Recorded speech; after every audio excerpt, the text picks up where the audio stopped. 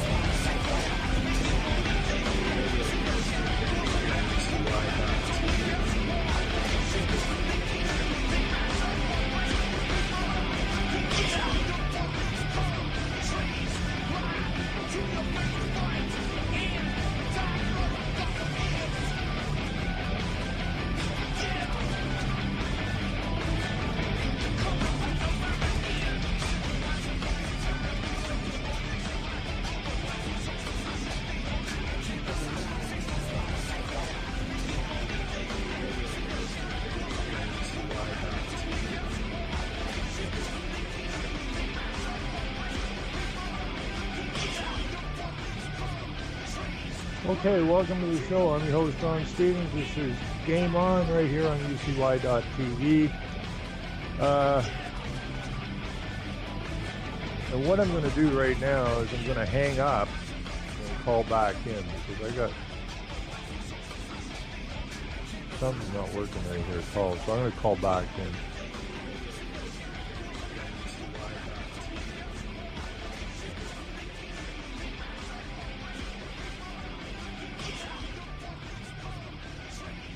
Okay, welcome to the show. I'm your host, Ron Stevens. This is Game On right here on UCY.tv.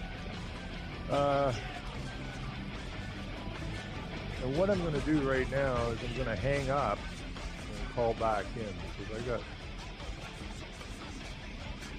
something's not working right here at all. So I'm going to call back in.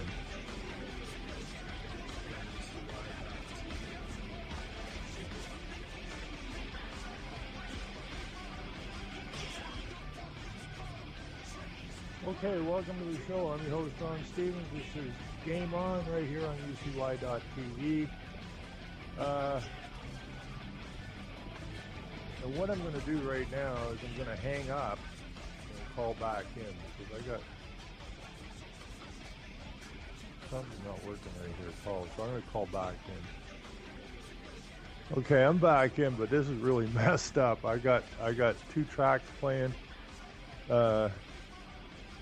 It's still playing in the background. I don't get that. Okay, welcome to the show. I'm your host, Ron Stevens. This is Game On right here on UCY.tv. This is not working. Okay, there we go. There we go. I think everything's fine now. I don't do drugs anymore, so that was a bit of a trip to the past. Anyways, everything seems fine now. And that's good. So welcome to the show. I want to start out with the police tonight. And I want everybody to understand what the police are. The police are tools of the corporation that protect and raise revenue for themselves and the corporation. It doesn't matter what country you're in, it's a corporation. And his first story tonight has to do with um, a bust that took place way back in 1981 in the gay bathhouses in Toronto.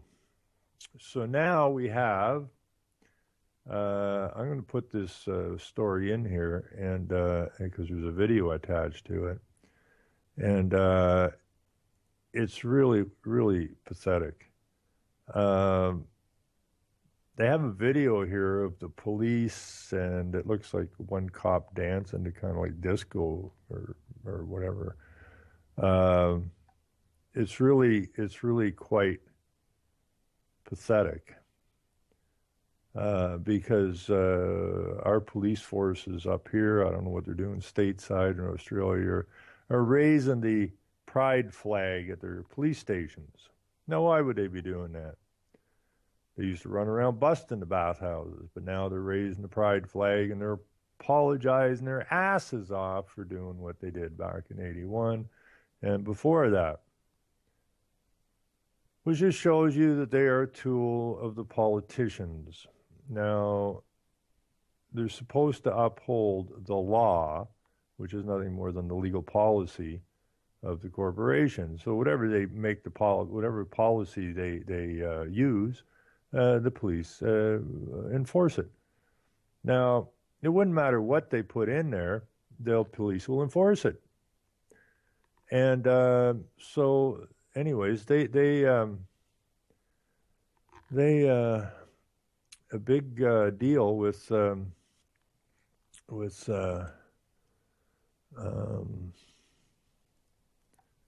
big deal with this anyway. So they're all apologizing.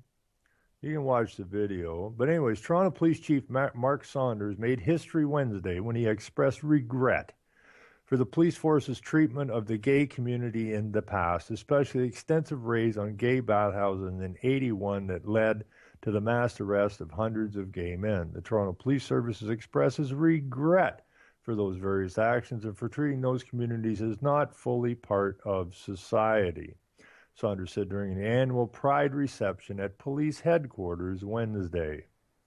Saunders said lessons from the raids continue to inform how police reach out to the LGBT, and they forgot a letter. The new letter is I, which is intersex, so it should say LGBTI community. And in light of Orlando, police must continue to support and protect those marginalized because of their sexual orientation. Policing requires building trust, Saunders said. It is a good and appropriate time to acknowledge something in our community that was wrong. Mayor John Tory, who I've met, who's a dickweed, said before introducing Saunders, it's timely, it's right, and it's necessary. Reverend Brent Hawks, a gay activist and pastor, helped Saunders craft a statement. Now, Reverend Brent Hawks, a gay activist and pastor. Now, how ludicrous is that? Okay? Did the guy never read the Bible or what? A gay activist pastor, Reverend Brent Hawks. This tells you just how ludicrous everything has become. And he helped the police chief craft a statement. My intention was to honor the people who went through the horror that night, he said, adding that he approached Saunders months ago about the possibility. So, this says, yeah, we got a nice picture there of the chief. It looks like, I don't know, it's a guy, an I, a B, a G, a T, or a dyke standing behind Saunders in the picture with a huge rainbow flag flying behind him or tacked to the wall. Down below, there's a picture of the arrest of February 81, led to many men being outed. Some lost their jobs and were shunned by their families. Saunders did not mention the 2000 raid on Club Toronto on Mutual Street during a women's bathhouse event known as the Pussy Palace, which left many women feeling violated. Police settled a civil suit in 2005. And now we have a dyke running the province. Brilliant. And we've got a gay dude who's in charge of our environment and climate change. So you know this is political. You just know it's political because the police are tools of the corporation. The 81 raids on 4 downtown bathhouses were carried out after complaints that underage youth were having sex there, said Howard Morton, then director of Ontario's Crown Office. Police humiliated the outed gay patrons of the private clubs and arrested hundreds of men. When no evidence was found, the men were instead charged with being found in a common body house or house of prostitution. And more than 90% of the cases, the charges were dismissed in court. At the time, most men were deep in the closet and viewed the private clubs as safe places to have sex during a period of widespread homophobia. They did wrong, Dennis Finley, president of the Canadian Lesbian and Gay Archives, said in an earlier interview. This was their attempt to slap us into the closet big time, but it didn't work. Instead, the raids launched the Canadian gay rights movement, okay? Now, did the politicians tell the police to raid the bathhouses because they wanted to start the gay rights movement? I would say that would be correct because this all is masterminded out of the United Nations with the globalists backing the situation and promoting it and paying for it and everything else. Rumors still persist that the province was involved, but Morton says when he found out about the arrest, he personally told then Attorney General Roy McMurtry. Now, Roy McMurtry is a UN dude. His one son, John, does film work and talks on behalf of the United Nations. And the other brother is a doctor who spent time, and I don't know what happens with people when they spend time in Africa. They send these people over to Africa and they come back and to become UN minions. I don't know what's going on over there. I don't know if they're cloning them and sending them back. I have no idea. But anyways, the McMurtry family's up to their ass in this United Nations nonsense. Up to their asses.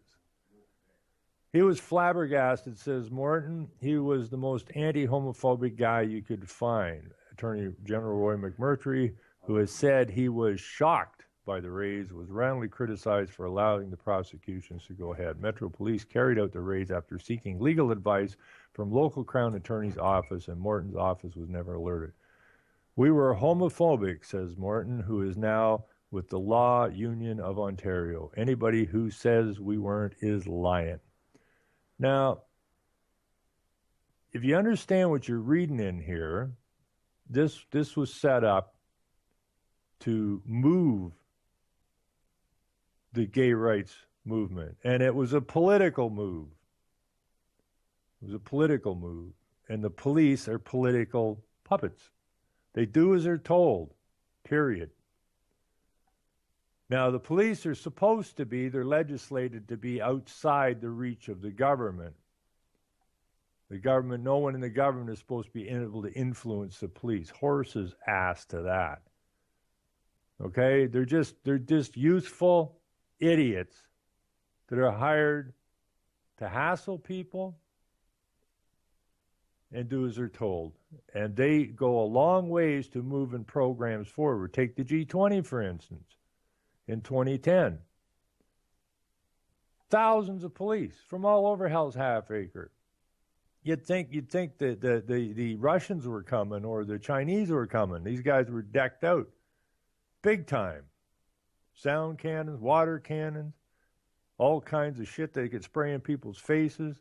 Their truncheons, their tasers, their guns. And when the people went down into Toronto to protest the G20 meeting, what'd the police do? Beat shit out of them, cage them, treat them like garbage.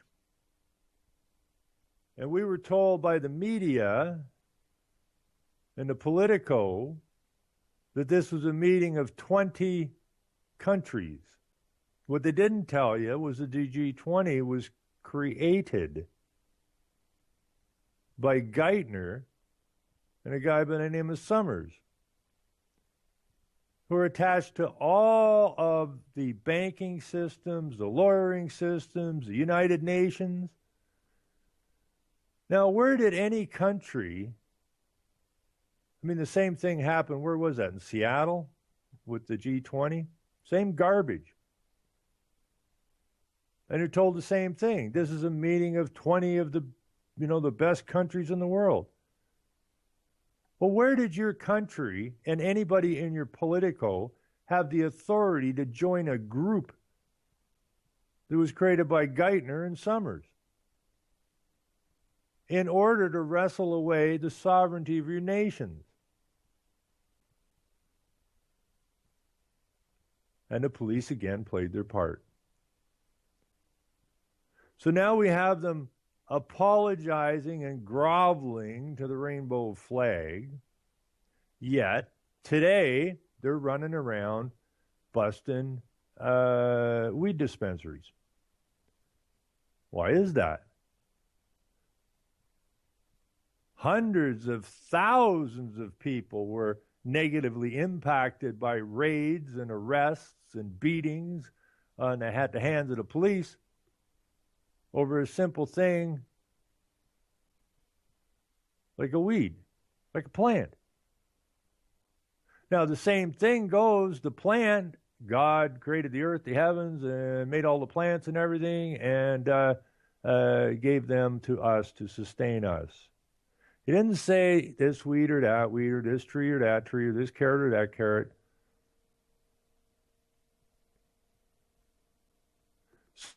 So the weed was legal because it was given to us by the Creator. The Creator says the bathhouses are, well, bad freaking news. Yet we have the police groveling now about, the terrible thing we did in 81. We raided a bathhouse. I don't hear the police apologizing for all the unarmed people that they've killed in the past, of all the mentally handicapped people they've killed in the past. I don't hear the police apologizing for all the hundreds of thousands, if not millions of people that they stuffed into cells for a bag of weed over the years. No. Where's those apologies? Where are those apologies? We don't see them. I don't know anything that is more in your face about what the police really are. And it really sickens me that this is going on at this point in time. The Toronto police, it says here, raid more marijuana dispensaries a month after the crackdown. What about the apologies? What about the apologies? Did these people hurt anybody? No. It's all about the money. It's all about the influence. There was lots of money to be made jailing people for weed from way back when. Now you got all your politicians saying, well, we should legalize it. What they've done is they've licensed their friends to grow the stuff that you can't grow. You still can't grow it, or maybe if you have a medical license. But I can't grow it. So they take and they get the just like they did on the alcohol, they get the monopoly on it. And why do they want the monopoly on it? Simple. They're a company. And corporations would just as soon not have any competition. Toronto Police Chief says officers have raided several marijuana dispensaries in the city. Mark Sanders, the same guy that is groveling with the pride flag behind him, his speech written by a gay pastor. I mean, this is right out of a bad comic book. Mark Saunders says he believes search warrants were executed at 4 dispensaries on Thursday and police would be releasing more information on Friday. The raids come a month after police, accompanied by city Municipal licensing and standards officials carried out search warrants at 43 locations and arrested 90 people, including shop owners and employees. Well, what if I'm marijuana phobia? Is that why these people are being raided? We have marijuana phobia. It looks like homophobia. Somebody better start apologizing to these people with the weed. Otherwise, your police chief Saunders is a lunatic.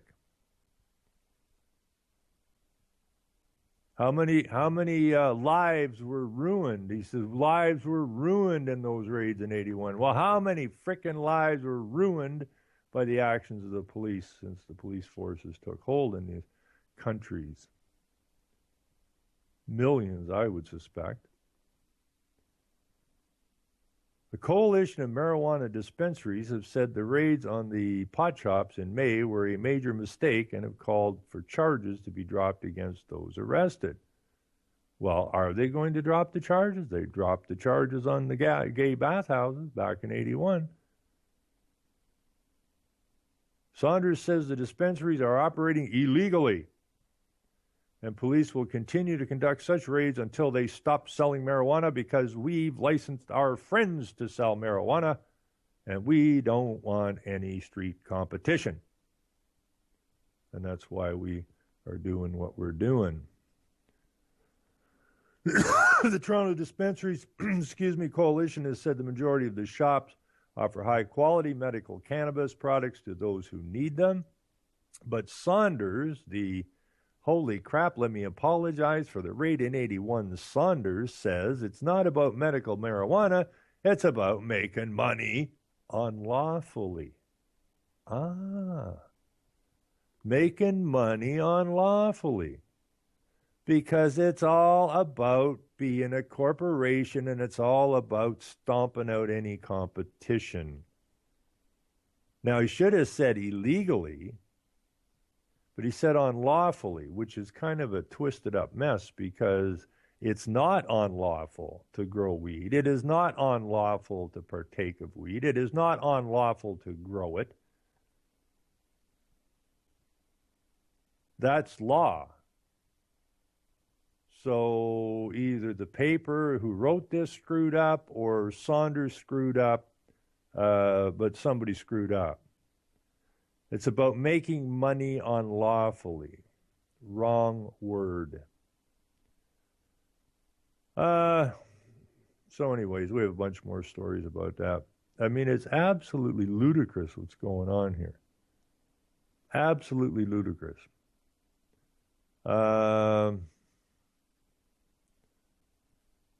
Now, this one I don't get. There's a story here that says Canada is being held up as a model of a post-Brexit Britain.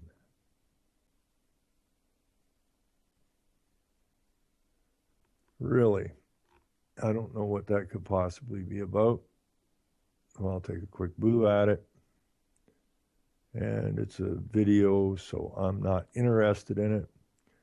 Now, let's see, there's a couple more stories here. This kills me. This kills me. This, again, is about money. It's a stupid story. But still, it's about the corporation not getting its cut. Okay? Anytime the corporation doesn't get its cut, like I have a friend who didn't register his last two kids when they were born. And that's got the government completely and totally upset. Why? Because as far as they're concerned, they didn't hand over what the government believes to them, or believes belongs to them. Okay? He didn't register them kids, so now they're out some cash. They don't like that. It's all about the money because the country's a corporation. Anyways, here's a ludicrous story. Canadian man who was caught, not in a gay bathhouse and not with weed, but with 51 live turtles stuffed in his pants, gets sentenced to 5 years in prison. This is a story out of Ann Arbor, Michigan.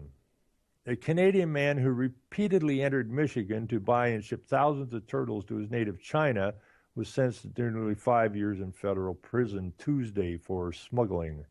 It was a tough punishment for K.U., who has been locked up for 19 months since his arrest and had hoped to be released. The 27-year-old expressed remorse to a judge and thanked agents for stopping the darkness of my greed and ignorance. That's a good plea.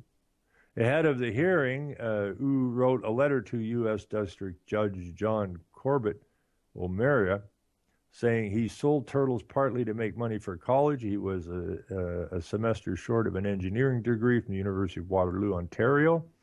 The government said Wu shipped turtles to China from Canada and the U.S. or hired people to fly to China with the turtles in their luggage. In 2014, he was caught at the Ontario-Canada border with 51 turtles taped to his legs. It's not illegal. This is a kicker. It's not illegal to buy turtles from breeders in the U.S., but Wu's crime was shipping them overseas without a federal permit. Wu was not a sophisticated international dealer, defense attorney Matthew Bergola told the judge, adding that hiding the turtles under his pants was not really a good way to get them across the border.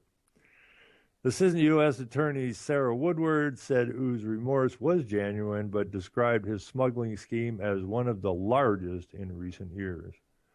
Woodward asked for 5 years in prison, near the low end of the sentencing guidelines. O'Meara settled on 57 months without an explanation, though he praised Wu for becoming fluent in Spanish while in prison and helping Hispanic inmates.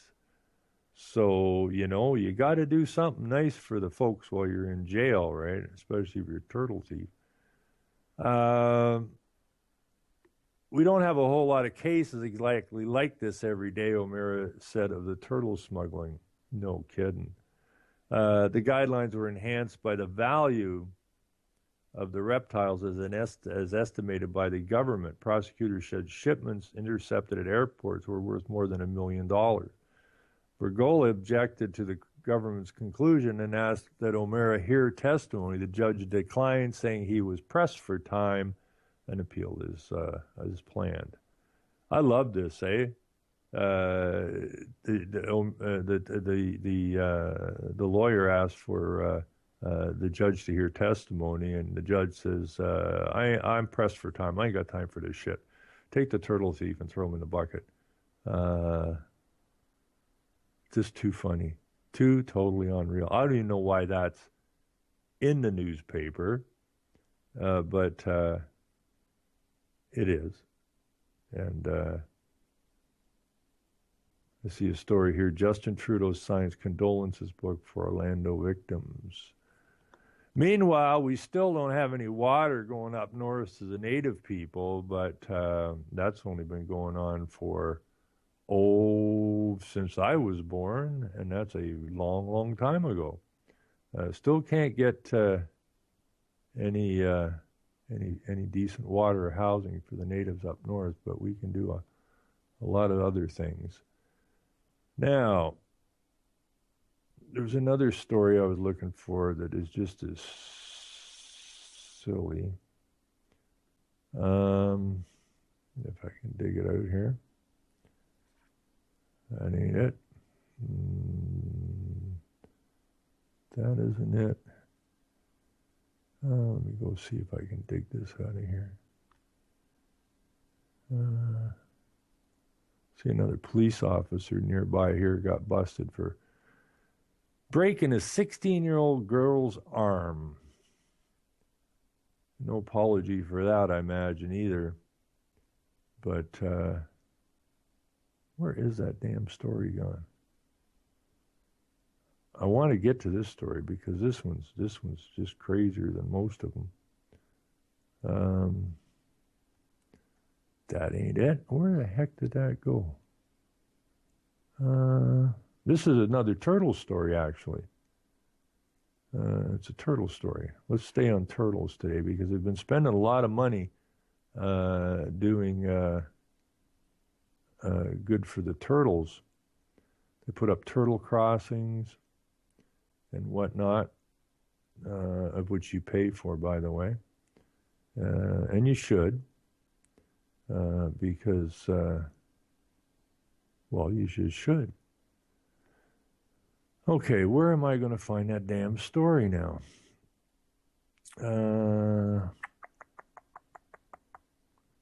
I just saw it before it came on air. Where the heck did it get to? It's another ludicrous story. Let's see what we can dig out here.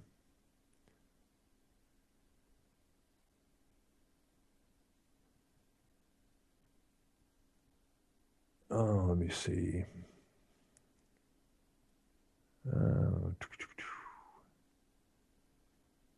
See, this is a story really quick that really bothers me. City rejects Toronto's family bid to keep elaborate treehouse, saying it breaks zoning rules. You know, so they want the kids to play outside. This guy goes and builds like a treehouse that looks like a pirate ship. Cedar plank structure features ropes and ladders and a cabin complete with windows and doors. And spend a lot of time building it. The kids are having fun with it. And nope, you got to tear it down. While we, fly around our rainbow flag. Where the hell did that story go? Unless they pulled it. Where did it get to? Now, I saw another story today. These stories seem to be disappearing on me now. I saw another story today about driverless cars, and they want to know how they're going to do with this. If the car's driving itself, and an accident is about to happen, and it's aimed at some people. Should you get wiped out? So this is what they want to do. They program the cars. Now you're not driving; it's driving itself, so that if there's going to be an accident, the car makes the decision what to do: save your ass, or wipe you out to save the other parties. So you're completely left out of this thing. I mean, who comes up with this garbage of how you're going to live your life, right? Or how, I mean, I like technology. But the technology always has to be in a position where it doesn't run your life. It doesn't put you in a position where you don't have control.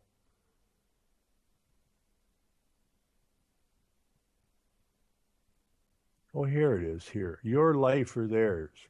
Because I still can't find my other turtle story yet. Driverless vehicles must have sophisticated moral, they have to have moral cars. Most people support cars that save the greater good, but wouldn't buy one for themselves. Would you buy a car that would sacrifice your life in order to save the lives of 10 pedestrians? Or would you buy one that would value your life over other consideration? That's the question researchers are mulling in a new report about driverless cars released Tuesday in the Journal of Science. Driverless cars have the potential to revolutionize road transportation by being smarter than human drivers. They could save thousands of lives lost every year due to traffic accidents. They could also be more efficient in heavy traffic and cut down on pollution. Okay, so some researchers surveyed hundreds of people to gauge how they think driverless cars should behave. Their results reflect the murkiness of human ethics. They found that while most people supported automatic vehicles that respond to save the greater number of people in the case of a collision, even if that means sacrificing the car's passenger, they wouldn't buy such a seemingly cold and calculating vehicle for themselves. The researchers caution that before driverless cars end up on the roads, programmers must take into account the complex moral problems these algorithms will have to solve, especially when the problems involve life or death. Sacrifices for the greater good. Driverless cars could provide massive safety benefits, considering that 90% of traffic accidents are caused by human error, the researchers say.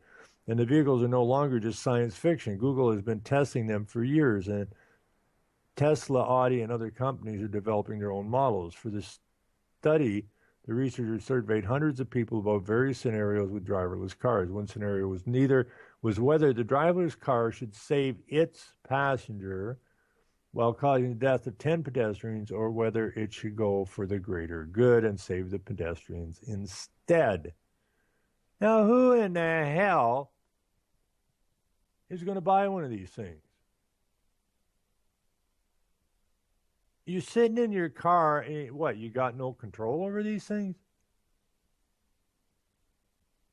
The strong majority of the people feel that the car should sacrifice its passenger for the greater good. Now, this sounds like climate change data, right?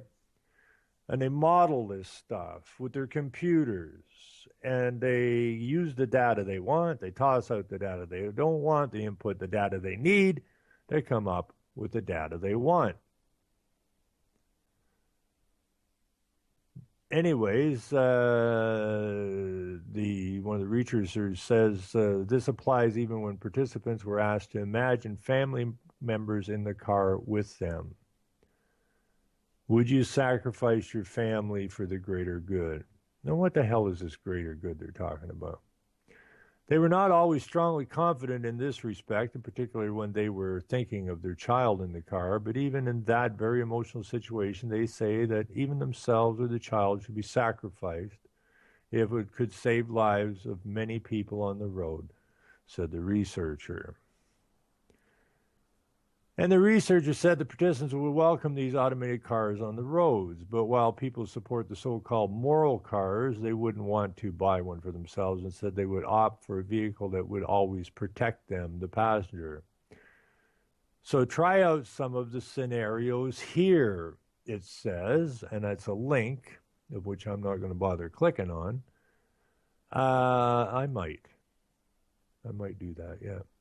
But anyways, whenever you say scenarios here, okay, or scenarios, this is what the researchers use. This is what the tax-exempt foundations use. This is Rockefeller Foundation is phenomenally, I don't know if they started it themselves, but they've been at it a long, long time, and it works supremely well. And what they do is they throw out these scenarios. And then they don't say, this is what we're going to force you to do. They throw out scenarios or suggestions. They suggest different scenarios. Well, if you look up the word suggestion, it says it's evil and it's wicked because it's a manipulation of your mind. Okay? It's a deception. They are deceiving you. Okay? With these scenarios and these suggestions. So try out some of these scenarios. Okay, what the hell, let's go do a scenario. If you're looking for a job, Google is to pay Arizona drivers $20 an hour to test their driverless cars. They may want to sacrifice a few of you, but for $20 an hour, and it is Google, you want to get in on that. Not me, but somebody might. This will load here. This is from moralmachine.mit.education. So the website for your scenarios is the Moral Machine, or not the, it just says moralmachine.mit.ed. Actually, it's edu. So I'm going to put this in here.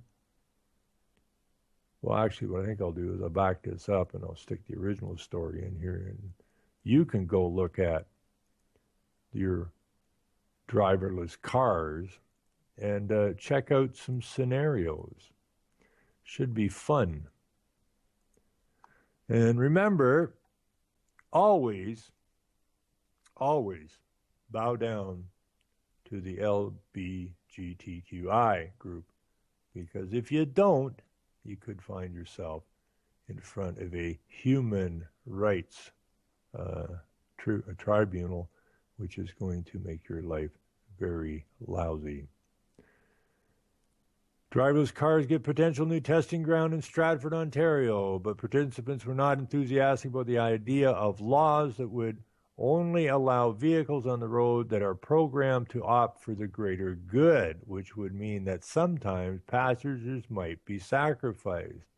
Okay, so they're going to make up laws so that you get sacrificed. These guys will do anything to depopulate, huh? This resistance to regulation could create a huge barrier to the adoption of what the researchers call potentially groundbreaking technology. Take your groundbreaking technology and stuff where the sun don't shine.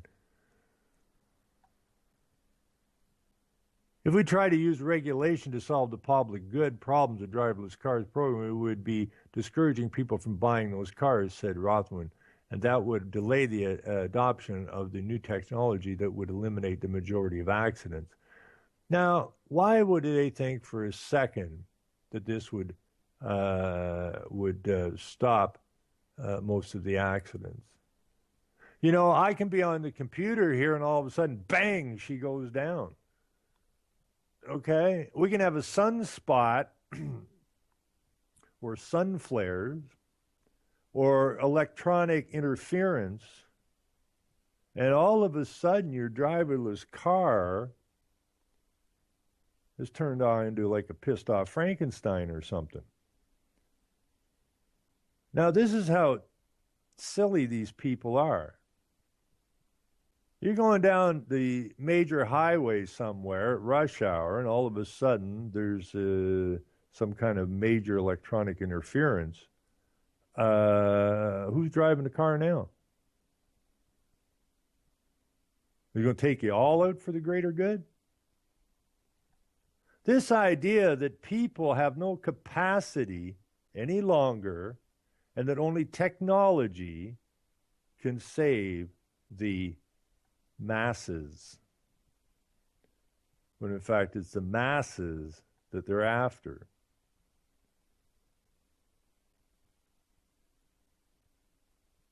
This is rooted, anyways, in what the authors refer to as the tragedy of the commons, or in this case, what the researcher has dubbed the tragedy of the algorithmic commons. If both types of automated vehicles are on the market, the research suggests that people inevitably choose the self-protecting car. Even if you started off with one of the noble people who is willing to buy a self-sacrificing car, now why would this person that's willing to buy a self-sacrificing car be referred to as a noble one? I mean, this is ludicrous. So if you buy a car that is going to save your ass, then you're not noble. These are all suggestions they put forward in their lingo, right? Even if you start off with one of the noble people who's willing to buy a self-sacrificing car, once you realize that most people are buying self-protective cars, then you really reconsider why you're putting yourself at risk to shoulder the burden of the collective, when no one else will, says the researcher. But regardless of what kinds of automated vehicles get on the road, self-sacrificing practical ones or those that protect their passengers at all cost, self-sacrificing practical ones. That's a practical car, a practical driverless car that will self-sacrifice you is a practical one. Or those that protect their passengers at all costs. Well, of course, it's not practical. Sheriff said everyone should be much safer with driverless cars on the road. Even if we have this race to the bottom where everybody ends up choosing the self-protecting car, that's still going to be way better than the system we have now in terms of saving lives.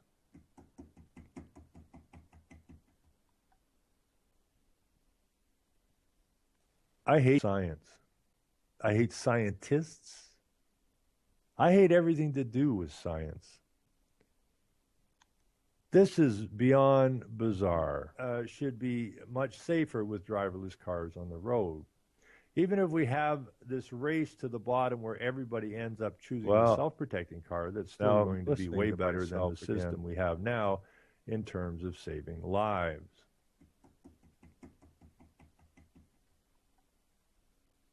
All right, does that stop now? I hate science. I hate scientists. I hate everything to do with science. This is beyond bizarre. Should be much safer with driverless cars on the road. Even if we have this race to the bottom where everybody ends up choosing a self-protecting car, that's still going to be way better than the system we have now in terms of saving lives.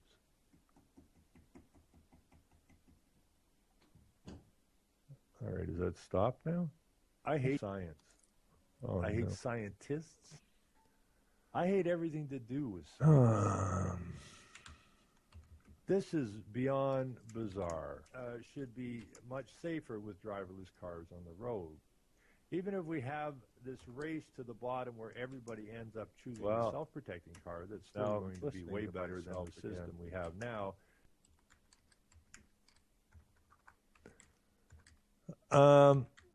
Yeah, this is just a really good example of technology. I'm getting so much backfeed over here and delays and stuff going on, and this is a simple little program here. So you get a whole bunch of people driving around in driverless cars, and any kind of blip at all, and you've got massive chaos going on. And so that's why you don't want driverless cars.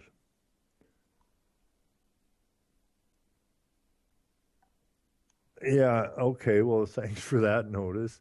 I just got a notice here that I'm dubbing over myself. I see that, but I can't do nothing about it. But that is why technology, while it's great, is also not that dependable, and that's unfortunate. And I really wish the hell I could find that story I had earlier about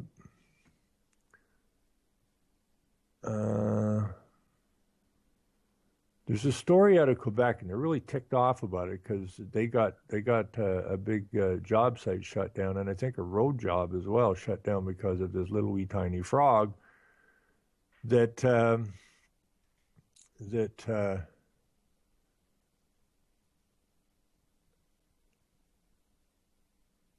can't find that damn thing. I'm going to try and Google it.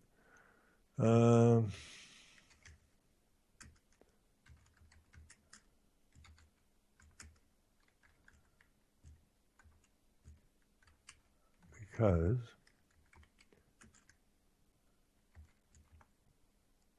see if it'll come up here.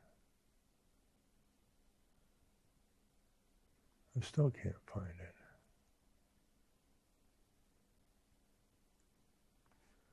Oh man. Because that was a really oh, here it is. Here, let's see here. This is in eScience. That's not what I wanted, but we'll check it out here. This is in Science News. Let's see if we can get this story here. Okay, CBC News. Ottawa issues emergency protection order for rare Quebec frog. Federal decree to safeguard western chorus frog halts part of housing project in La Prairie, Quebec. This is a little wee frog, eh? It says, for Quebec frogs in line for federal habitat protection, frogs in peril in La Belle Province. The future frog species, with a dwindling population in a suburb on Montreal's South Shore, is looking brighter after the federal government announced an emergency order for its protection. The western chorus frog, a small amphibian at the center of a large legal battle, is only the second species to receive an emergency order since the Species at Risk Act passed in 2002, according to Environment and Climate Change Canada. It used to be Environment Canada, but now it's Environment and Climate Change Canada, and we have the Ministry of Environment and Climate Change in Ontario. I'm sure it's the same in the rest of the province, in most states, and so on and so forth.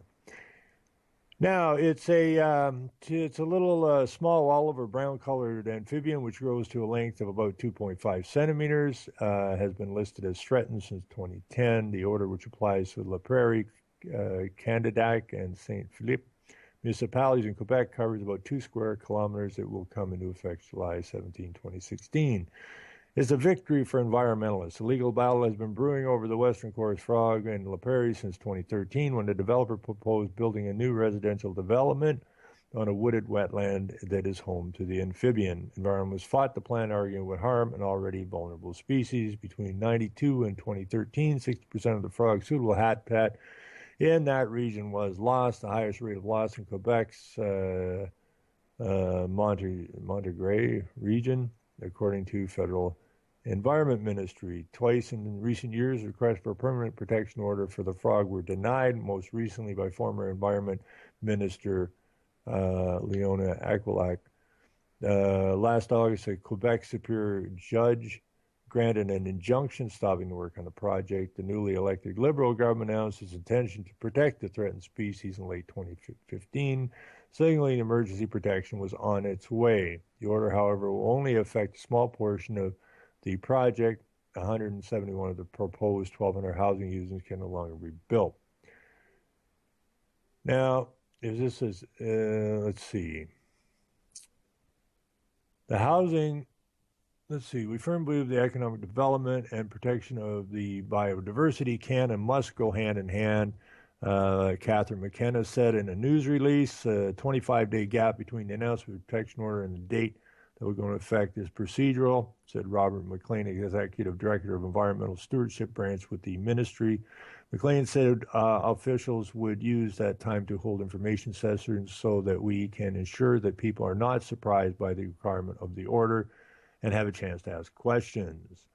For the housing development, those requirements include several prohibitions, including installing or building any structure that could prevent the movement of the species, removing, damaging, destroying, or introducing vegetation, removing, relocating, or working the soil, driving vehicles off roads or paved paths. The developer, of course, is surprised and disappointed.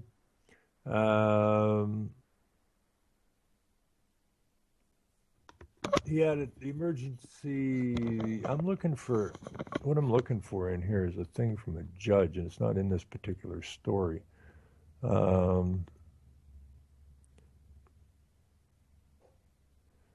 Anyways, Quebec Environment Minister David Hertel defended his office, saying it did its job in reviewing the project in a rigorous and serious way. He added the emergency order raised serious questions about the province's jurisdiction and constituted possible intrusion of the Quebec government's responsibilities. However, documents obtained by Radio Canada suggest the provincial government repeatedly approved projects that would further endanger the western chorus frog. Also reported the federal government stepped in to protect the species because of Quebec government's inaction, according to a source, a claim that appears to be supported by a recent Quebec Auditor General's report that concluded the provincial government was slow to respect its commitments to biodiversity. Although Quebec Group of Chamber of Commerce has echoed the provincial government and the developers' concerns the order would hurt economic development, Prime Minister Justin, I'm a lunatic, Trudeau, said Wednesday it was the only way to ensure the future of Canadians. Canadians expect us to do things at the same time, create a prosperous economy while protecting the environment. And it's just going to get worse, folks. Long time ago when I was on Orion Talk Radio, We did a story about a road job in Texas, I believe it was, that was shut down. And the storyline was that, and this is how ridiculous this is, an extinct spider was found. And so they shut down the whole road operation, construction. But they got, it's an extinct spider. Well, if it's an extinct spider, then it ain't there because it's already extinct. Well, it was extinct. Well, how was it extinct? And now it's not extinct. Well, we found one here at the road job. Okay, again, science just suck air. Okay, environmentalists suck air.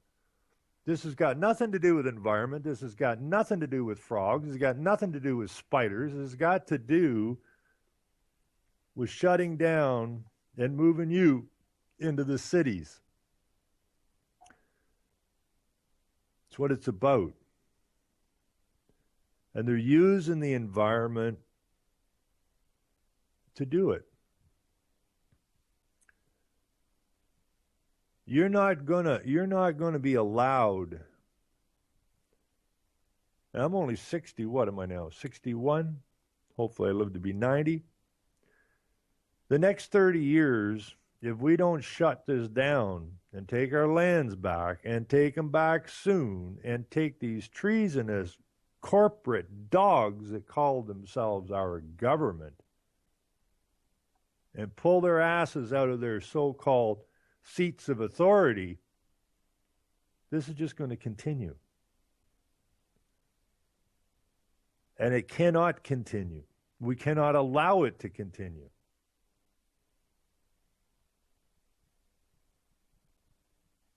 They're using every angle they possibly can to shut us down. You can't say this, you can't say that. When I've got police forces who are shooting people, unarmed people, raising pride flag parades at their headquarters, you know we got a problem. So next time you get pulled over and a cop looks at your license and he says, you know, Jim, you were speeding and I'm going to give you a ticket. Well, you can't give me a ticket today because today I'm self-identifying as Jeanette. So you ain't even talking to Jim today. Now, because I'm transgendered or intersexed or just plain nuts, and I'm self-identifying as this today, if you bother me, I will drag your ass up in front of a human rights tribunal, of which I have every right to do, officer. And you'll be guaranteed that cop will give you your license back quicker than anything else and say, you have yourself a nice day. Because they are the ones that are promoting the LGBTQI agenda. And if they run around starting busted people who are identifying themselves as that, well, how could you take the police seriously? And we're supposed to be promoting it because the politicians are promoting it, therefore the police are promoting it. How to get out of a speeding ticket. Self-identify as one of the letters. Anyways, I hear music. But anybody... Selling lies and buying time, killing people that's in line. Lower class and social slime, they don't matter. Genocide, sick from water, sick from air. Making money, they don't care. Caesar shit, force of air. Fuck them back, it's only for they bomb. They shoot, they kill, they massacre, rape. They burn the kids. No one makes countries lie to your face, fight and die. Cause God forgives.